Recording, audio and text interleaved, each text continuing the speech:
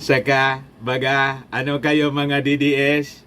Nasaan na yung patron ninyo? Di ba sabi ninyo, si Maudigs matapang na tao?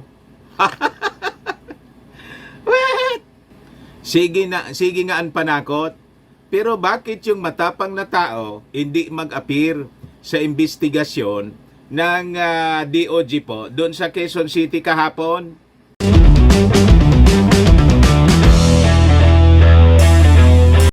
Kumusta niya Mr. Maravillas? Ano yung balita ngayon? Yung kahapon po, yung preliminary investigation po sa kasong isinampa kay Maudigs ni Franz Castro ng AK Party List. Di ano niya Mr. Maravillas ang nangyari? Absent po si Maudigs. Ang nandun po, mga kababayan, si Franz Castro. Yung tinakot po ni Maudigs. Yung nanakot po, mga kababayan, talagang baliktad niya Mr. Maravillas yung nangyayari sa mundo. Baliktad talaga po. Yung matapang na leader na nanakot po, hindi po nag-appear doon sa preliminary investigation. Yung tinakot at nagreklamo, nandun.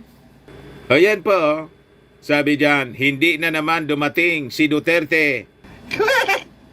In worse, ang pumunta doon mga kababayan, yung mga suportador ni Maudigs sa kaniinday.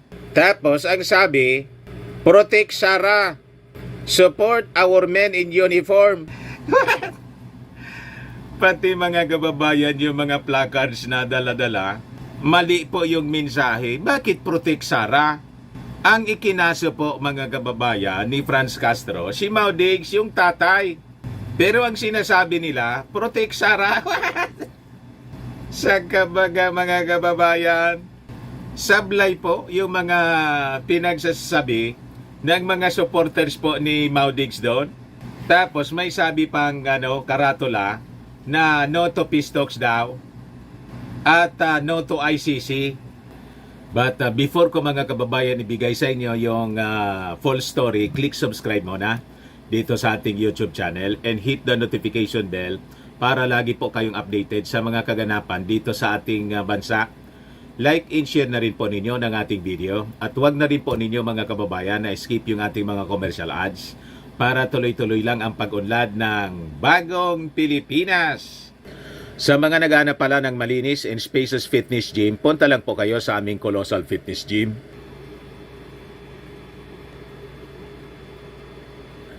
We also offer Grab car rental with our brand new 2023 model ng Toyota Innova.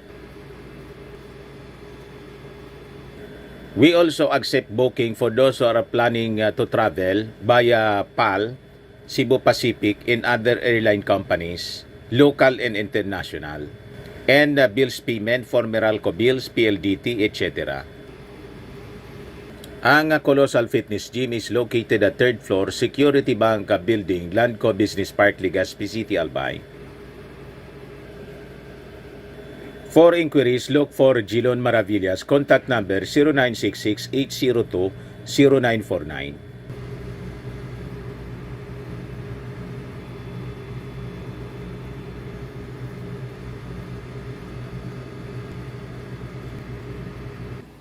Ayos pa? Ayos na ayosan niya Mr. Maravillas. Ito yung balita mga kababayan ng Impact Leadership. Yung nanakot mga kababayan, hindi nagpapakita. Pero yung tinakot po, si Franz Castro, babae pa naman po siya. Pero, nandun palagi. Sabi dyan, hindi na naman dumating si Duterte. Saka, baga, ano kayo mga DDS? Nasaan na yung patron ninyo? Di ba sabi ninyo, si Maudigs matapang na tao? What? Sige nga ang panakot. Pero bakit yung matapang na tao hindi mag-appear sa investigasyon ng DOJ po doon sa Quezon City kahapon? Nandun na pinadala yung kanya lang na abogado. Pero yung kanyang tinakot, kaya may kaso siya na grave threat, mga kababayan, si Franz Castro na isang babae, nandun po palagi. So sisay na ngayon ang totoong matapang. Di ba? Di ba kahiya-iya yung labas mga kababayan ni Maudigs? Sabi dyan, House Deputy Minority Leader in ACCA Teachers Party List Representative Franz Castro reacts to former President Rodrigo Duterte's absence during the second preliminary hearing on his grave threats complaint. Sabi niya, dumating ulit yung dalawang abogado ni dating Presidente Duterte.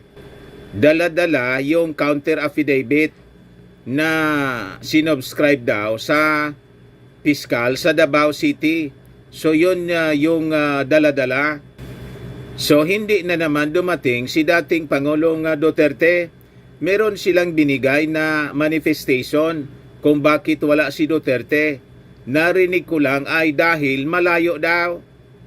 Tapos yung linagay mga kababayan na picture ng impact leadership natutulog sa loob ng kulambo si Maudigs.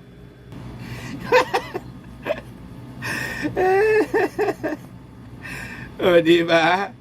So lumalabas mga kababayan, ang totoong matapang si Franz Castro, si dating Pangulong Digong na sige po ang panakot, ayaw magpakita ng personal. What? O diba? So ito yung balita mga kababayan ng Inquirer. Duterte finally replies to grave threat rap. O yan po yung matapang na leader. Yung matapang na leader na ayaw magpakita personal. So sabi dyan, the former president skipped the preliminary investigation of the charges that Castro filed on October 26 but submitted a counter affidavit through his lawyers Cristia Lorraine Caringal and Penrose Ann Valles. Caringal is a junior partner while Valles is a junior associate of Mijaldea, Bello and Suarez, the law firm, co-founded by Duterte's former Executive Secretary Salvador Mijaldea and former Justice Secretary Medardo Guevara, the incumbent Solicitor General. Saka mga kababayan, di ba kaya yung pinagagawa po ni Maudigs? Kung sino yung nanakot, siya yung ayaw magpakita. Yung kanyang tinakot mga kababayan sa programang Gikan sa China, Gikan sa Masa, para sa masa, lagi pong present, hindi natatakot mag-appear ng personal. So sabi dyan, in his pleading, Duterte argued that Castro's accusation did not include the requisite elements of the crime of grave threats, in that Castro took out of context his remarks during the October 11 episode of Gikan sa Masa para sa Masa, aired on SMNI. Duterte claimed that he was merely recounting a conversation he had with his daughter, Vice President Sara Duterte, regarding confidential funds of the Office of the Vice President and the DepEd. It was a narration of our private dialogue and my recollection of the advice that I gave Inday Sara concerning said issue. The alleged threatening statements were not even addressed to complainant Castro or to any individuals, as I was simply reciting the story of my talk with Inday Sara. Palusot pa mga kababayan si Maudigs. Napakalinaw po yung yung kanyang sinabi, recorded yun eh. So sabi niya, it bears emphasizing that none of the requisites daw or requisite elements of the crime charge are present, considering that I made no actual threat whatsoever to complainant Castro.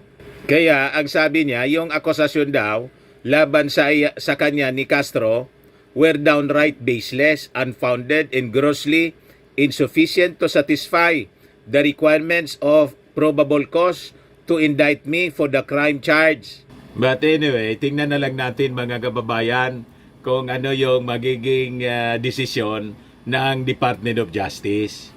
Yan kasi ayaw manahimik, daldal ng daldal, at hindi mga kababayan tumigil sa kanyang pagyayabang. O ngayon, na-trouble silang mag-ama.